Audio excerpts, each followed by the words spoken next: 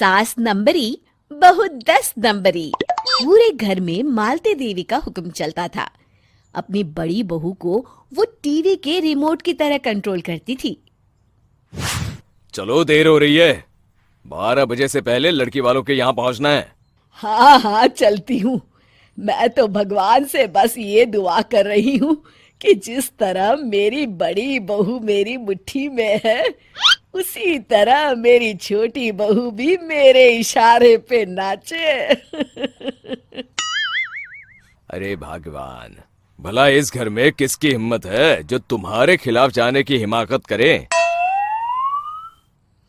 इस तरह मालती देवी अपने छोटे बेटे की भी शादी कर देती हैं। मालती की छोटी बहू फैशन डिजाइनर का कोर्स करके आई थी। उसका सपना था कि शादी के बाद वो अपना खुद का बुटीक खोले। एक दिन, क्या बात है छोटी, तू तो एक से बढ़कर एक डिजाइन बना लेती है। इसमें कौन सी बड़ी बात है दीदी? आप चाहे तो मैं आपको भी सिखा सकती हूँ। हाँ, फिर हम दोनों मिलकर एक बुटीक खोल लेंगे। लेकिन दीदी, उसके लिए तो बहुत पैसे लगेंगे। हाँ तो क्या हुआ, पैसे माँ जी से ले लेंगे। हाँ हाँ, मेरे पास तो पैसों का पेड़ है ना, तोड़ के तुम दोनों को दे दूंगी। मेरी एक बात अच्छी तरह समझ लो, मैं तुम दोनों को एक ढेला भी नहीं देने वाली। बड़ी आई बुटीक खोलने वाली। ये आप क्या कह रही हैं माँ जी? आप हमारी मदद नहीं करेंगी तो कौन करेगा? अरे अगर बुटीक खोलने का इतना ही शौक है तो अपने माँ बाप से पैसे क्यों नहीं मांग लेती? मेरे पैसों पर क्यों आंख गड़ाए बैठी हो तुम दोनों? इस तरह अपने इरादे स्पष्ट करके मालती देवी वहां से चली जाती है। अरे ये क्या दीदी, माँ जी तो साफ मुकर गई। अब हम क्या करेंगे? तू चिंता मत कर, बुटीक तो खुल के ही रहेगा। कहते हैं कि घी जब सीधी उंगली से नहीं निकलता तो उसे उंगली टेढ़ी करके निकालना चाहिए। माँ जी अपने आप को समझती क्या है?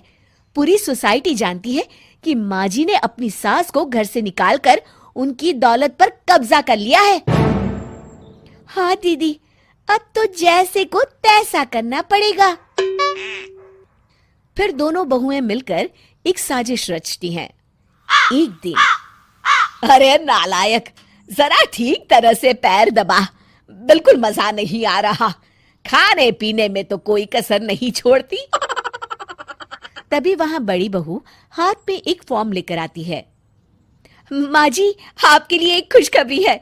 सरकार सभी बुजुर्गों को हर महीने 10,000 रुपये पेंशन देने वाली है। अरे ये क्या कह रही है तू? क्या सच में मुझे हर महीने घर बैठे 10,000 रुपये मिलेंगे? हाँ माँ जी, दीदी सच कह रही है। कल टीवी न्यूज में इस बारे में बता रहे थे। बस आप ये फॉर्म पढ़ के इसे भर दीजिए और अपने दस्तखत कर दीजिए। मैं इन्हें ले जाकर जमा करवा देती हूँ। अरे नालायक, बड़ी कामचोर है तू। इस बुढ़ापे में कहाँ तुम मुझसे फार्म भरवा रही है? खुद ही भर ले, मैं दस्तखत कर देती हूँ। ठीक है माँ जी। फिर बड़ी बहू बड़ी चालाकी से फॉर्म के पन्नों के बीच प्रॉपर्टी के पेपर छिपा कर रख देती है और उन पर मालती देवी के दस्तखत करवा लेती है। कुछ दिनों के बाद मालती देवी अपने पति के साथ 2 दिनों के लिए अपने एक रिश्तेदार के यहाँ जाती है। दूसरी तरफ दोनों बहुएं पूरे घर पर अपना कब्जा कर लेती हैं। मालती देवी जब अपने रिश्तेदार के यहाँ से लौटती हैं, तब अपने कमरे में ताला लगा देख आग बबूला हो जाती है। अरे नालायको, मेरे कमरे में इतना बड़ा ताला किसने लगाया है? माँ जी, ये कमरा तो मैंने अपने बेटे रोहन को दे दिया है और आज से आप बाहर कोने में जो छोटा कमरा बना है ना, वहां रहेंगी। अच्छा, मैं उस सड़ेले कमरे में रहूंगी है? तेरी ये कहने की हिम्मत भी कैसे हुई? और मेरी इजाजत के बिना मेरा कमरा देने वाली तू होती कौन है? लगता है तू भूल गई, इस घर की मालकिन मैं हूं। तभी वहां छोटी बहू आती है। अरे माँ जी, आप इस घर की मालकिन नहीं है। अब इस घर की नई मालकिन हम दोनों बहुएं हैं। ये देखिए, इन प्रॉपर्टी के पेपर पर आप ही के दस्तखत है। अरे भाग्यवान, ये तुमने क्या कर दिया? दस्तखत करने से पहले एक बार ठीक से पढ़ तो लेती। अरे लेकिन मेरी बहुएं मेरे साथ ऐसा कैसे कर सकती है? अरे तो इसमें कौन सी अचरज की बात है?